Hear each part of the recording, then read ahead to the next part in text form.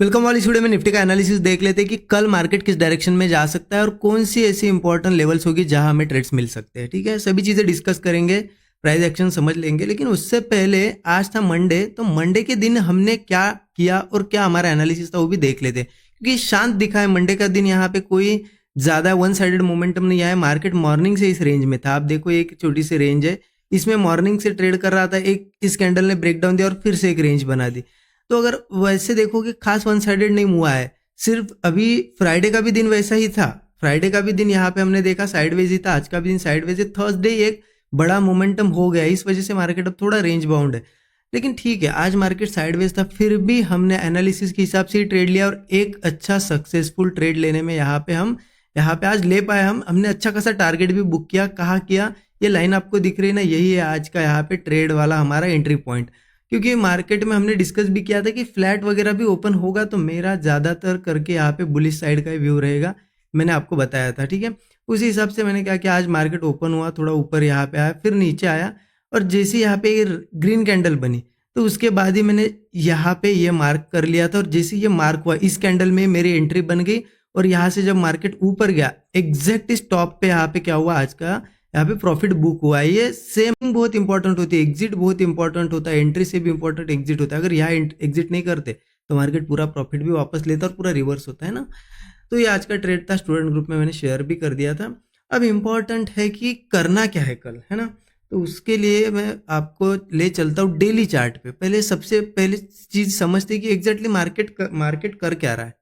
तो मैं ये मिटा देता हूँ पहले लाइन और सीधा चलते हैं हम डेली चार्ट पे। डेली चार्ट मैंने ओपन कर दिया है। एक सिंपल सा प्राइस एक्शन यहाँ पे फॉलो हो रहा है, आपको भी पता है। सीधा गया था, फिर सस्टेन किया, अगेन एक ब्रेकआउट बनाया, फिर इनसाइड कैंडल बनी, फिर ब्रेकआउट बना और फिर होल्ड करा, फिर यहाँ से ऐसा चांस हो सकता है। लेकिन कब तक? जब तक अब मार्केट ये इनसाइड बनी थी, ब्रेकआउट हुआ, इन लेवल्स के आसपास से निकल सकता है। अगर फिर से रिवर्स होता है तो चांसेस क्या हो जाएगी कि ये ब्रेकआउट फेल हो जाए, फिर नीचे, और हो सकता है फिर ये भी ब्रेकआउट फेल हो। इसलिए मार्केट ने कल बहुत ज़्यादा ज़रूरी है सस्टेन करना। अगर कल सस्टेन कर पाता है तो ऊपर निकलेगा, अगर नीचे आता है तो फिर मार्केट में सपोर्ट्स बहुत बड़े बड़े दूर दूर आ रहे हैं, तो फिर नीचे भी गिर सकता है। तो देख लेते हैं कि हम कहाँ ट्रेड प्लान कर सकते हैं। 1 आवर चार्ट पे भी आपको दिखेगा कि हमने क्या देखा था कि ऐसा एक चैनल भी बन रहा है। ये चैनल मैंने आपको मतलब आज के मंडे के लिए जो एनालिसिस हमने किया था उसमें मार्क करके दिया था कि इस तरीके से बन रहा है। और मार्केट देखिए वापस इस चैनल के पास आया है, मतलब यहाँ रेजिस्टेंस, यहाँ सपोर्ट, और आज धीरे धीरे करके चैनल के पास आया। तो हो सकता है थोड़ा सा नीचे भी आए यहाँ से, और फिर यहाँ पे लोगों को लगे कि चलो ब्रेकडाउन आए और यहीं से ऊपर जाए, ये पॉसिबिलिटी है। इसीलिए यहाँ पे सपोर्ट्स लेवल भी मैं बताता हूँ। चलो 15 मिनट चार्ट पे देख लेते सभी चीज़ें। देखिए जिस तरीके से मार्केट नीचे आ रहा है, मुझे लगता है कि मार्केट को अगर ऊपर जाना है तो एक तो बड़ा गैप अप हो, तो फिर क्लियर है मार्केट ऊपर जा सकता है। छोटा मोटा गैप अप होता है ना, तो फिर नीचे आने की पॉसिबिलिटी है। इसलिए अगर फ्लैट भी ओपन होता है, देखिए ओपनिंग की कंडीशंस 3 ही है, एक तो फ्लैट होगा, एक तो गैप अप होगा, या फिर डाउन होगा, है ना। तो फ्लैट की कंडीशन बहुत अच्छी है, हमारे लिए फेवरेबल है। अगर फ्लैट ओपन होता है और मार्केट यहाँ पे सपोर्ट लेवल से, सपोर्ट लेवल मतलब थोड़ा नीचे आ जाएगी 880 के आसपास, यहाँ पे एक सपोर्ट लेवल है, ठीक है, 24,880।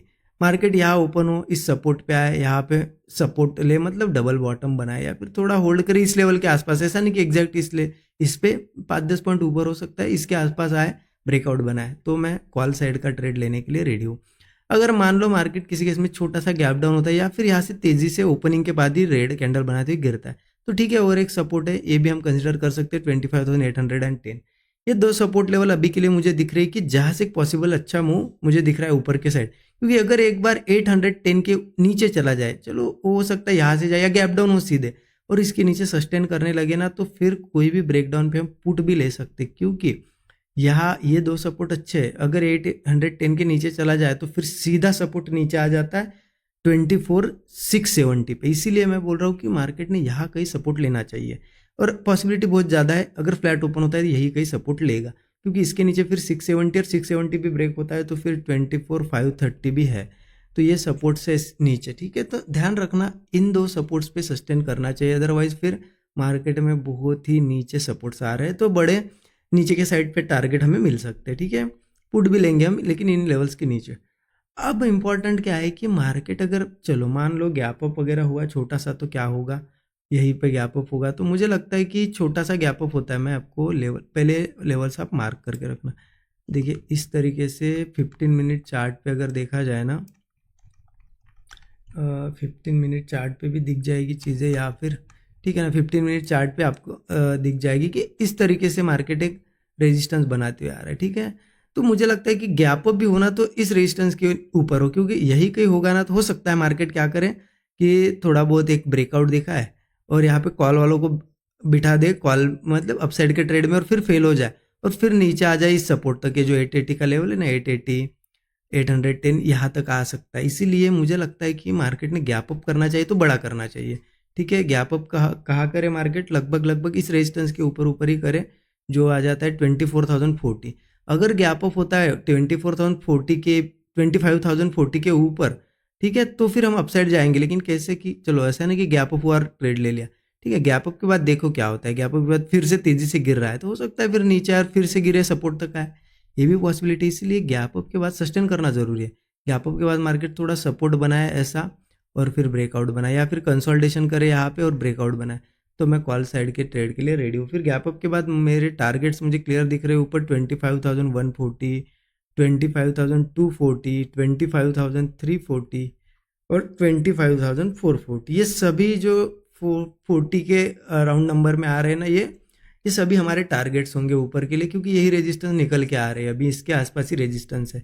तो अगर अच्छा खासा बुलिश ट्रेड मिल सकता है, लेकिन अच्छा गैप अप होना चाहिए। छोटा मोटा गैप अप के बाद मुझे नहीं लगता कि इतना अच्छा ट्रेड बनेगा, ठीक है। छोटे मोटे गैप अप के बाद फिर देखेंगे हम कि यहाँ पे कहीं कंसोलिडेट करके ये रेजिस्टेंस ब्रेक करे 25,040 का, फिर हम अप साइड जा सकते। क्लियर हो गया आपको कि मार्केट बुलिश है, बड़े गैप